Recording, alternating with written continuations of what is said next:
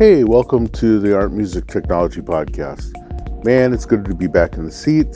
Thanks a lot for letting me have a week off. It was great. Spent some time with the family and had a great time. Before I get started, I just have a couple of things I want to reach out about.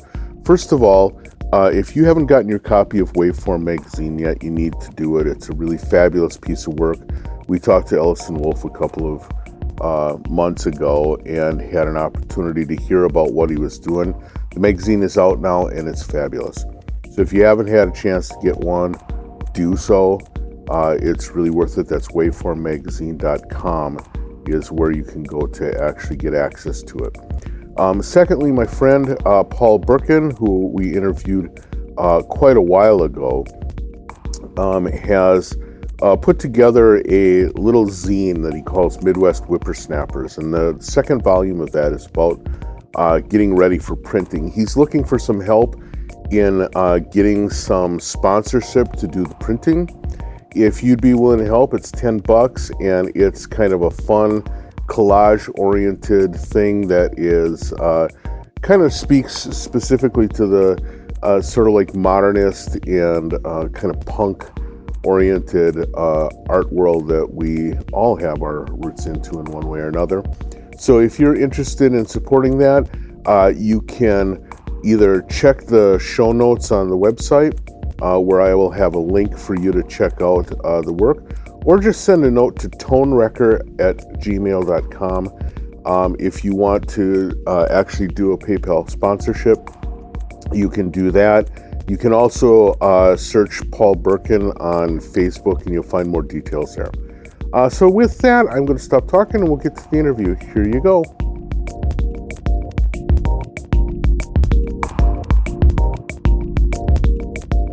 Okay, today I get a chance to speak to somebody new. It was introduced to me by Clifton Cameron, who opens the doors a lot of people for me.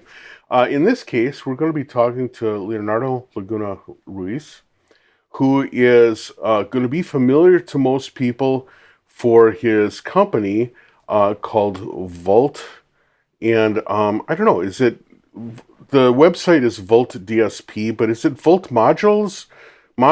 What is the full name of the company? The full name will be only Vult, but since it wasn't available, I added the DSP thinking that I was going to focus only in DSP stuff. Right. But now I'm doing also analog stuff. So. All kinds of stuff, right. With that, let's learn more about Vult and about Leonardo's work. Hey man, how's it going? Thank you so much for joining the podcast. Oh, thank you for the invitation. It's, as I mentioned a few times, I'm a long-time listener of your program, and I'm very happy to be invited. Well, thank you. So for anyone who's listening and is into VCB rack, or if they're into voltage modular from Cherry Audio, or if they're into hardware modulars, they probably run across your work. But for those people who might not have, why don't you explain a little bit about what Vult is and the kind of work that you're doing? Yes, so Vult practically started with the modules made for VCB rack. Later, I started also developing like modules for voltage modular. And currently, I'm doing as well hardware designs of my own modules. That's basically the idea of Vult. But one thing that I think that it's been the focus of my company, it's been the modeling and simulation aspect of the synthesizers, and that's my main thing. Right. What specific kinds of things are you modeling? Well, since VCB rack started and I started developing, like one of the things that I focus a lot, it's filters. And I have released, I don't even know the exact count, maybe 12, 13 models of filters that are available in VCB rack and also in voltage modular. Uh-huh. And I got like this fixation with filters, but also with all other aspects of synthesizers, because since I usually work with differential equations and mathematical modeling. Okay. When I was like trying to learn synthesizer, for me it was easier just to express it as a differential equation or like an electrical circuit, and then everything fits together for me. Interesting. Can you, okay, so I'll tell you right off the bat, I love working on DSP and I've got a long history to it, but my connection of math to musical processing is tenuous at best. Could you explain a little bit how differential equations translate into musical result? I mean, it's kind of hard to explain because I don't consider myself a musician, Okay.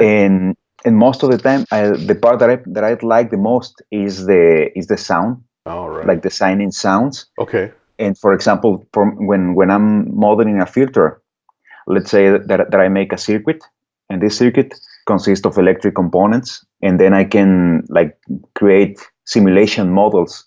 Let's say, and there are different approaches to do that. For example, using electrical simulators like Spice, Mm-hmm. which is one of the most known.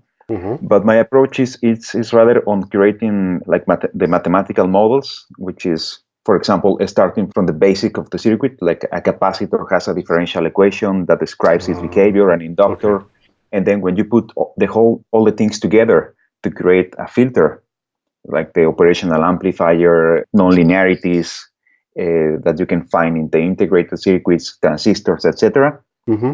The most efficient way that you can simulate this circuit will be to obtain the differential equations. And once you have the differential equations, it's matter of discretizing or finding an efficient or a good way of simulating these equations and do it in real time, of course, in order to create like a processing unit.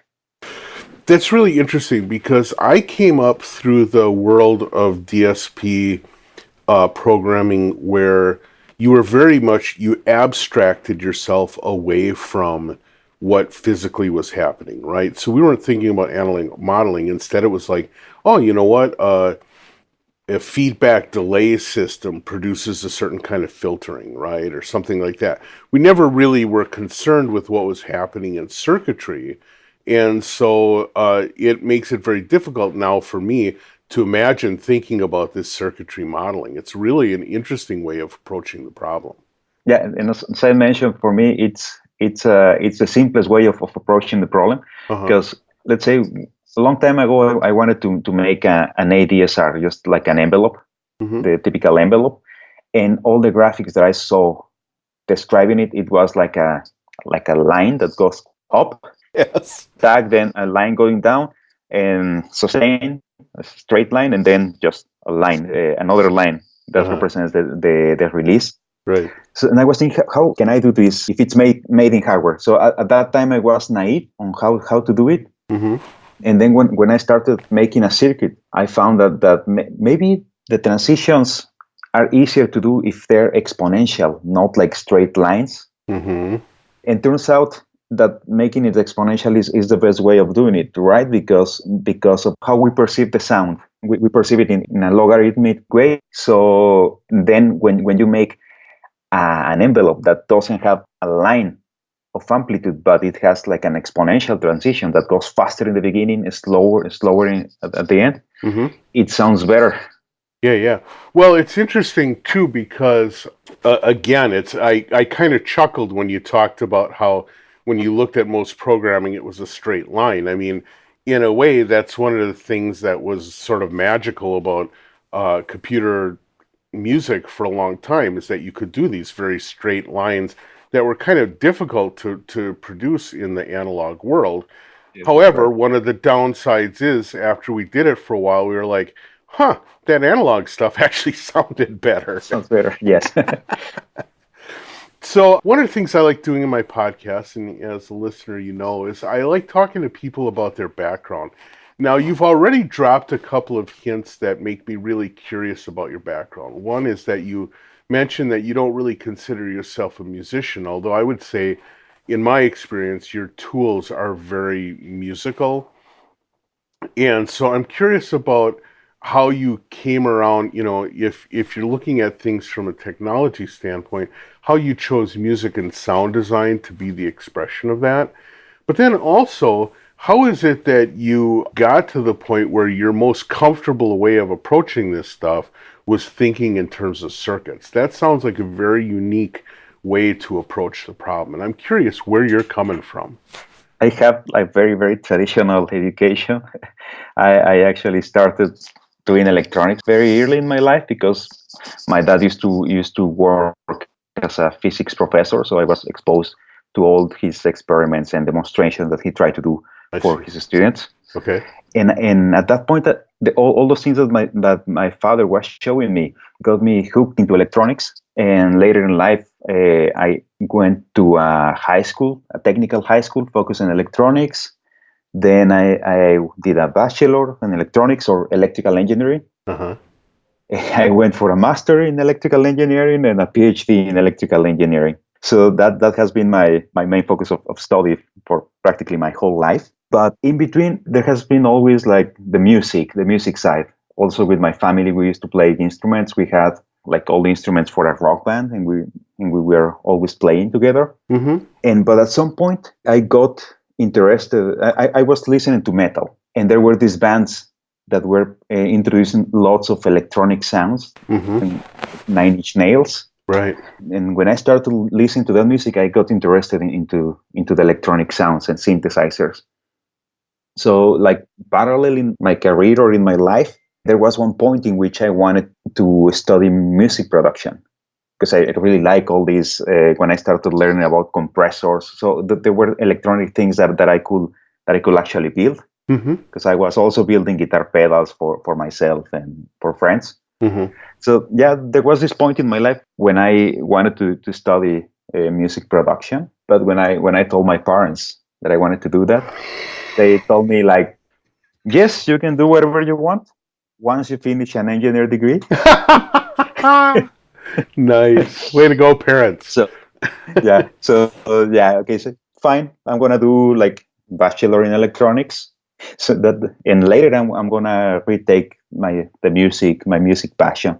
So I continued doing electronics, finished the bachelor, and I was lucky enough to get a scholarship and move to another country. I moved to Spain, and I did my master's and my PhD there. But the music has been always like next to me. It was until later in life when I finished the PhD, which I focus on mathematical modeling and like especially in electrical circuits, where I said like, okay, this is the time when I'm gonna do something related to music. And then I started sending like emails to many companies, well-known companies that develop software, and saying like, hi, I'm Leonardo and I want to do synthesizers and I want to program synthesizers.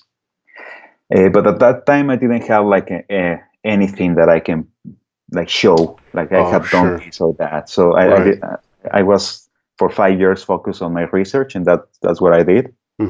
So I didn't manage to get into any of those companies, but I got my current job, which I've been doing almost 8 or 9 years. So my main work right now is I work in Wolfram Research, and I work in the department of modeling and simulation. And this whole Vult thing has been like my side project for a long time.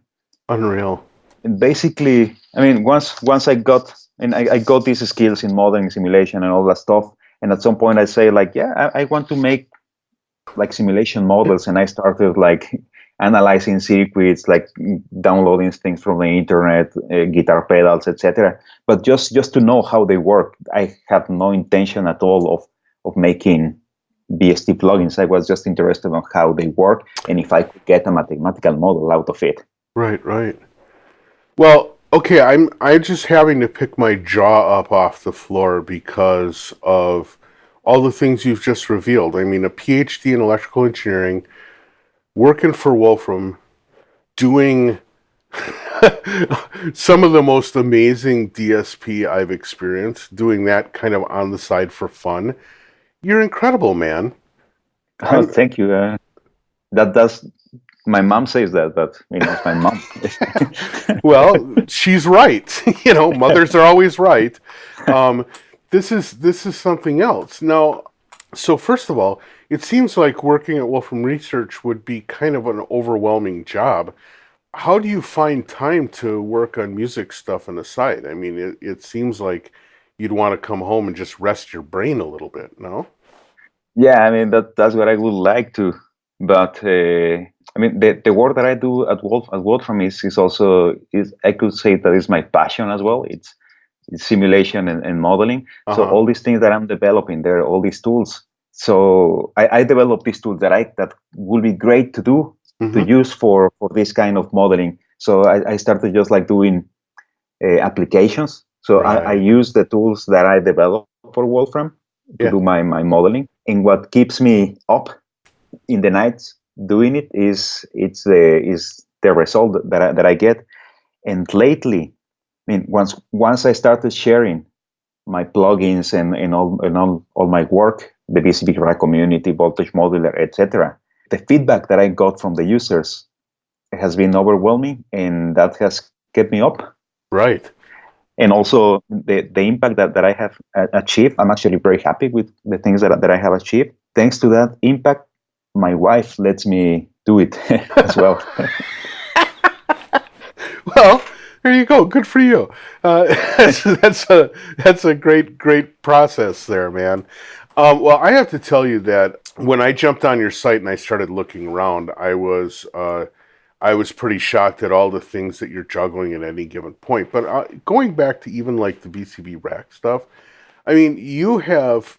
I recently taught a class, and there were very few. I used VCV Rack as one of the tools for students to use to learn about kind of modular analog work. And I didn't let them use just any module packs. I limited them to a few. Your free package was one of them. One of the bits of feedback that I got from people was like, this is so cool. Is this like a real thing too? I mean, people started playing around with them and were like hoping for real physical devices as well as the software ones. And so I go on your site and I see that you're actually in the process of trying to make some of these work on hardware, right?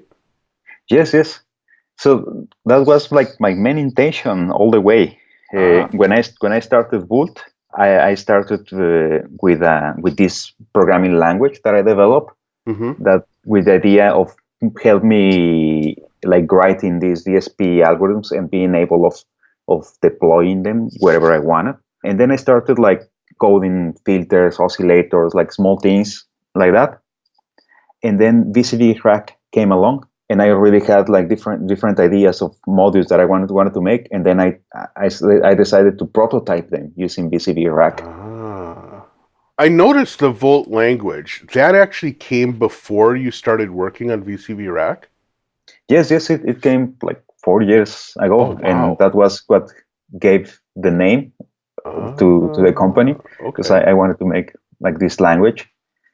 And for the people who doesn't know it, this Vult language is like a very simplified language that has some nice features to write DSP code.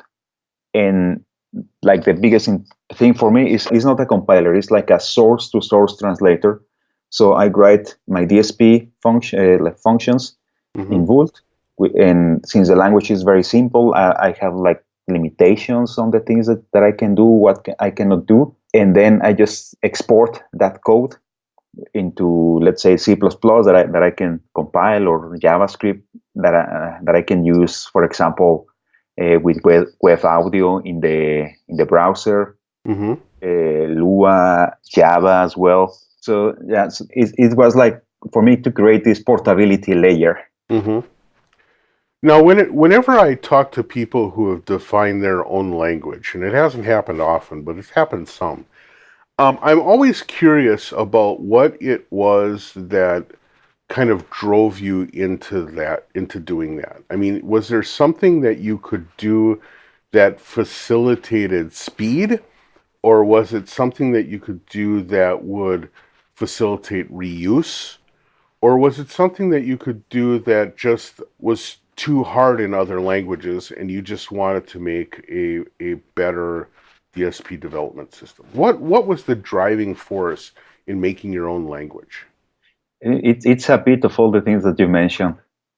Mm. For example, like one, I would say that the biggest language to write DSP code is C or C++. Mm-hmm. But these languages are very powerful, right? You can do anything with those languages. Yeah. But at the same time, these languages let you do everything, but it's also very easy to shoot yourself in the foot Right. when you make a mistake.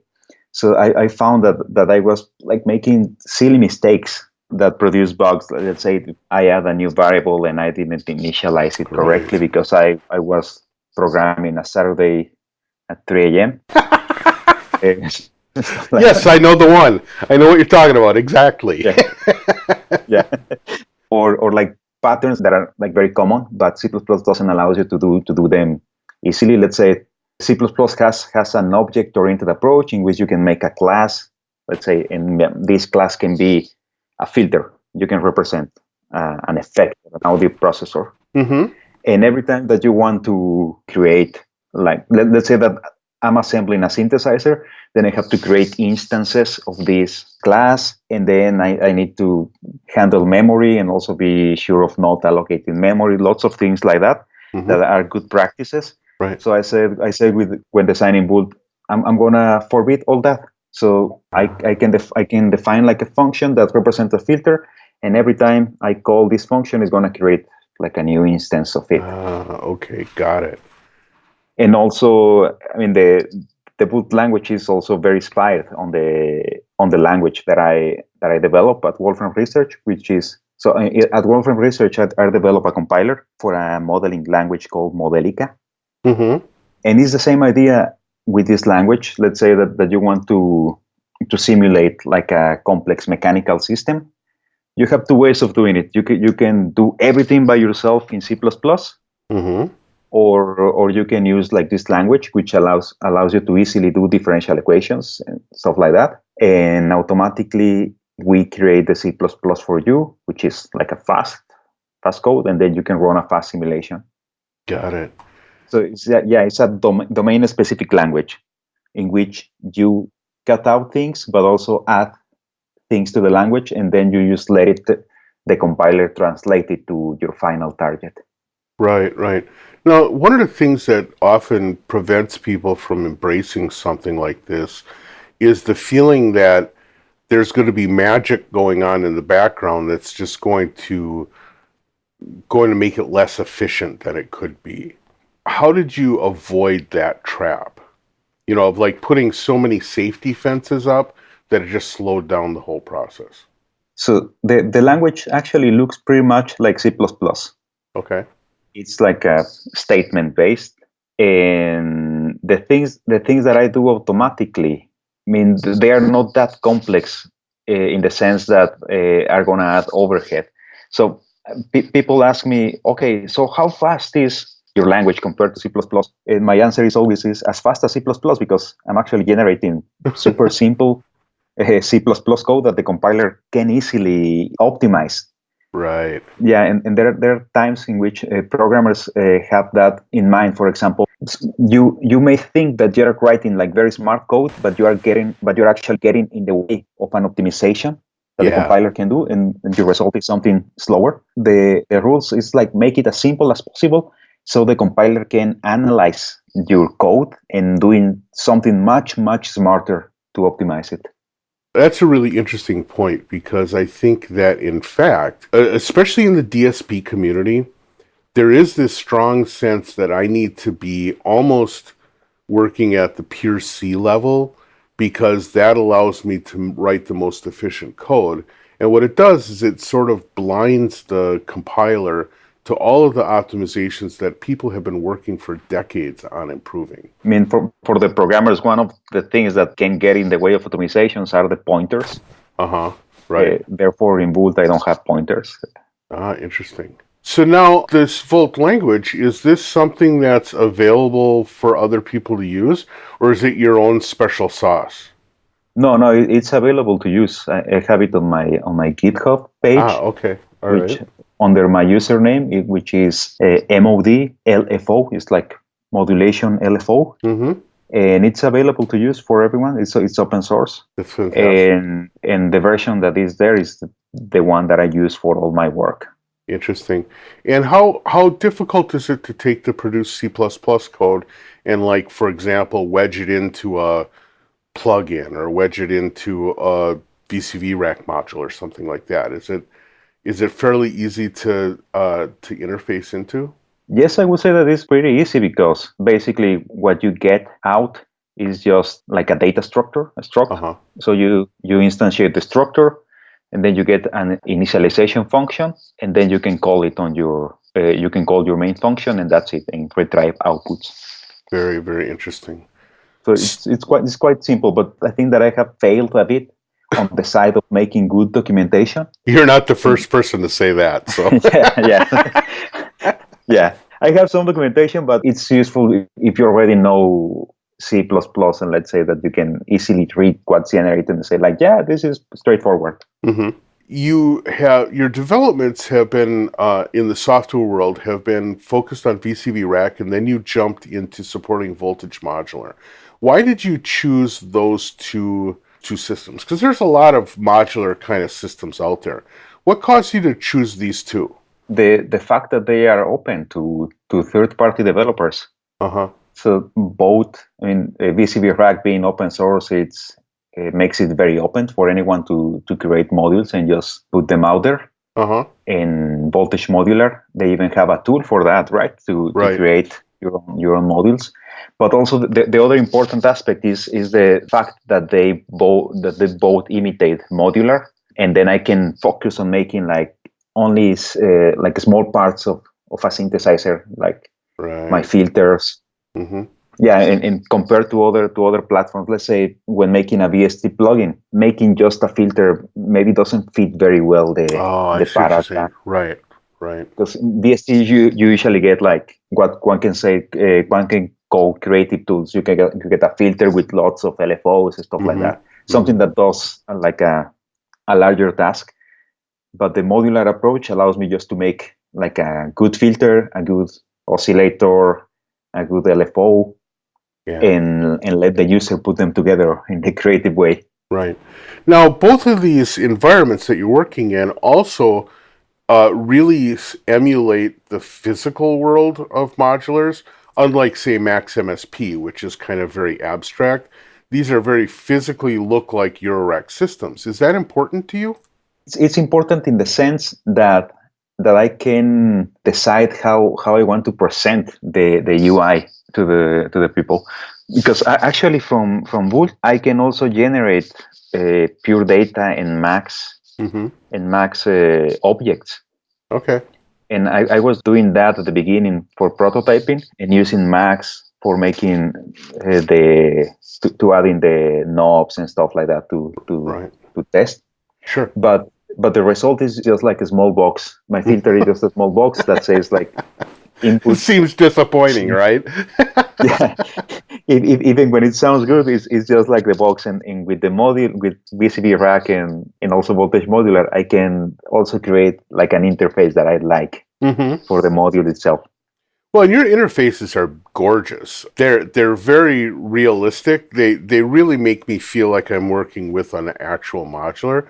How did you go about getting all the graphical design and, making all the decisions that it takes to design a physical interface? Did you get help with the graphics? Did you get design help, or was that all stuff that you worked on until you felt like it was right? Yeah, at the beginning I started doing the graphics but by myself, and I would say that it was more like I started learning to draw in order to get what I wanted. I was just like very persistent on trying different things until I got like aesthetics that I wanted. Right. And I was happy with the result that I got at that point. But then I got in touch, or better say, some designers got in touch with me and showed me, I made like a modification of your panels. Take a look at them. And they were just amazing. But I started working with two persons. One is Xavier Belmont and David Rodriguez. Okay. And the way we started working it was like I was describing. So the panel, I wanted to have like this thing or this feeling. And they were trying to understand what I was doing and send me some designs. We were iterating until we got the current style. Obviously, it probably had to morph because you went from doing relatively simple modules to ridiculous things like the Incubus synthesizer, which is probably the most overwhelming module I've ever seen in my life. The thing is enormous. Yeah, it's quite big, and at the same time, it's quite small because it's like a cropped down version Yeah. of a synthesizer that I wanted to make. But I say like, no, I want to make a module that fits of the size maximum, Right. and I'm gonna like remove things or try out different things until I get something which is usable, like nice, and that sounds good, or at least that please me. Well, and that kind of points, though, to sort of a thing that is always interesting when I talk to people, which is the idea of not doing everything, right? The limits that you set for yourself or the creative constraints that you set for yourself that end up sort of turning out to be valuable tools, right? So like in the development of this, it's clear, when you have things like a 8 input modulation matrix, right? Right. You could have, this thing could have been as big as the screen and then some, but you had to make some really tough decisions to like squeak things into small spaces. What are some of the limitations that you present to yourself that you Yes. find valuable? Since the moment where I started like designing modules, I decided to write down like some rules that I was gonna follow, Mm-hmm. because in the first weekend when VCD Rack was released, I had lots of ideas. Maybe if I make a module like that does this and looks like this, maybe one that looks like an airplane and has two engines, and I mean, you can do whatever you want, right? There are Right, like truly. Yeah. thousands of ideas. Uh-huh. But I started getting overwhelmed. It's like, no, I need to I need to grind down exactly, to put limits on myself and try to follow those rules and just bend the rules when it's like necessary, right? Right. Mm-hmm. So I like some of the things that I constrained to myself. It's that the modules that I was gonna make, they needed to look like real Eurorack modules. And other rule, it was that the interface needed to be clear and very easy to use, like straightforward interface to use. Okay. Because I mean, not to criticize module or like other module manufacturers, but I've seen some modules that look really nice, super nice when you see it, but when I have it in my hands, it's like, what's the purpose of this knob? And looks beautiful. Why is this important knob jammed in so tight I can't even reach it? Right? Yeah, Sometimes that too. yeah, stuff like that. So I decided, no, my modules need to be like straightforward. I like them to look nice, Right. but I also like them to talk their function. Right. Other limitation that I set to myself is like, I don't want to make modules which I cannot translate to hardware at some point. So this was before I decided to make hardware modules, and I say like, if there is a module that I like a lot and I want to make it hardware, it needs to be possible, needs to be doable, Mm-hmm. which means not having 200 knobs, 200 tiny knobs, one next to each other. Right. So you in a real module, you need space for the fingers. Yeah, and I started defining also, and there is one very important rule that I forgot. Since I was making models of filters and also oscillator and stuff like that, the most important rule, it was that I didn't want to make emulations. I wanted to make simulations, but not emulations. Interesting. And the way I understand for myself is, let's say that you want to make a guitar pedal, right? And you go online, you check some schematic, you assemble it, and then you get a clone of a guitar pedal that sounds exactly the same. But personally, I feel that if I only do that, I'm missing things. And what I do is just like, how can I mod it? Right. What if I change these components? What happens if I do X, Y, Z modifications? And at the end, what I want to make is something that is like, it's my own version of it. That's actually an interesting approach, because thinking of simulations as being different than emulations is an important differentiation, because it opens the door to say, I can be satisfied with something without saying because it is exactly like X. Instead, Yes. being satisfied is the end point, right? Yes. And also, since there are many other companies doing emulations, Yeah. and they for sure can make it better than me because they actually have the real synthesizer Real that they are device, emulating. right? Yeah. Yes. For me, it's more like making my own thing, and I don't want just to create another MOOC filter Right. emulation Right. that sounds exactly the same as all the others. I'm curious then, as you're developing stuff and as you're getting close to the end. Now, again, I'm very questioning of this idea where you say you don't feel like you're a musician, that you like sound. But you have, in order to make these things useful to people that do consider themselves musicians, you have to put it through its paces, and you have to find out what are useful ranges for things, and what are, how do you actually go about the process of testing this stuff out and making sure that it's going to be useful for building instruments? Right. I mean, I don't consider myself a musician because all the music that I make is not so good, to be to be sincere. But Oh, that. Well, wait a minute. but Now, then all of a sudden, I'm not a musician. Then stop it. Just stop. okay. If I compare myself to so this is one important thing. I'm designing a module, and I'm like playing things, and I say like, yeah, I like it. I can make it sounds good. I can make some good sounds. I made a song, not very good, but it's fine. Uh-huh. But what happens then is that I send like the prototypes or the beta versions to other persons. For example, Omri Cohen, which makes lots of videos for VCD Rack, Mm-hmm. and he just comes out with amazing things. And if he tells me that, I mean, he likes it, so I think that it's a musical module to use. Interesting. Right. When you get an opportunity to get some feedback from users, where do you?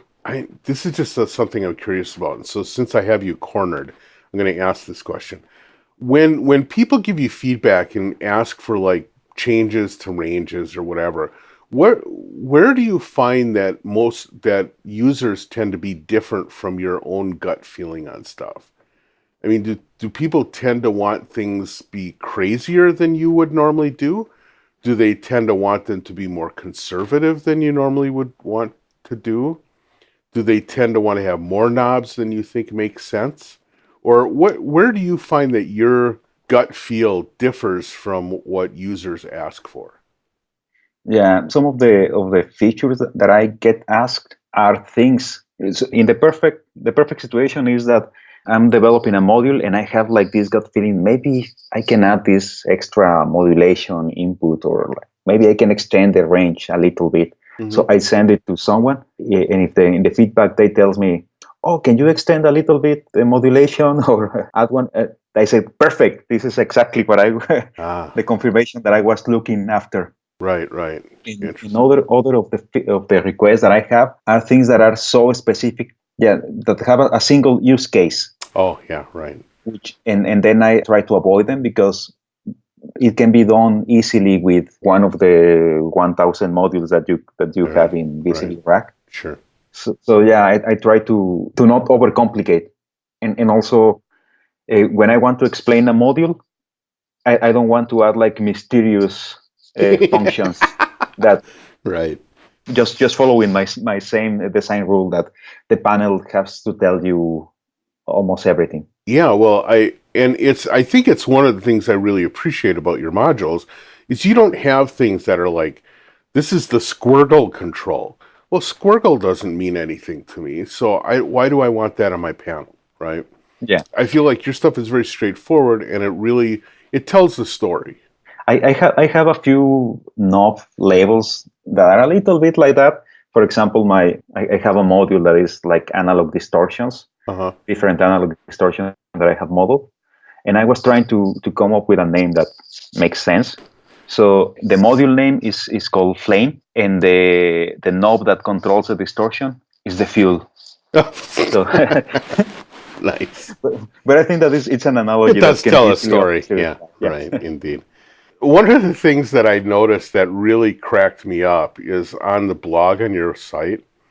You actually went into pretty clear detail on a failure in creating a new hardware module. You were working on a module for a hardware version of the Coldell, and you just basically were like, damn, it's not Yes. it's not going to work. I thought that was amazing. Nobody ever wants to talk about their failures, but in reading it, I was like, oh my God, this is a tale of how to pay attention to incrementally building up a hardware design. It was a really great story. It was more like I wrote it to remind myself how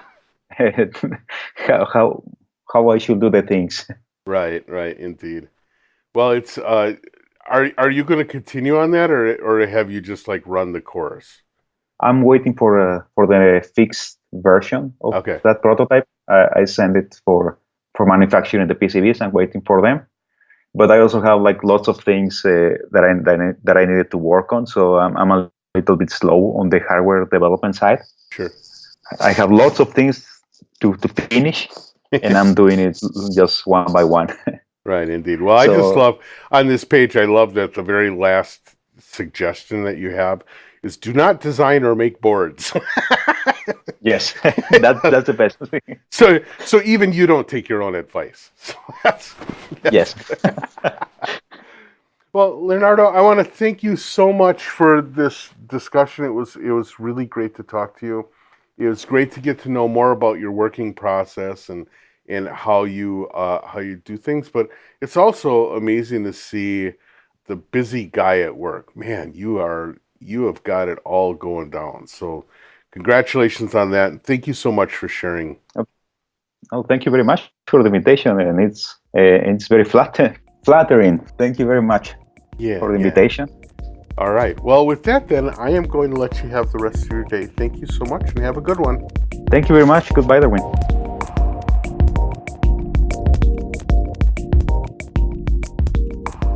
Thank you so much for that, Leonardo. That was really a fabulous chat. It was really interesting to hear about the wide range of things he does. And what a background, huh? The guy's amazing. If you haven't tried out the Vult modular stuff, you really probably should. It's worth it. The VCV rack stuff is killer, as is the stuff on Voltage Modular. You're going to want to check it out. It's Vult, VULT-DSP.com. Again, at the beginning, I talked a little bit about a couple of zine-related issues. Help out those folks if you can. If you have any questions, comments, concerns, considerations, drop me a line. ddg@cycling74, darwin.gross@gmail.com, or ddg@20objects.com. In any case, thank you so much for listening, and we'll catch you next week.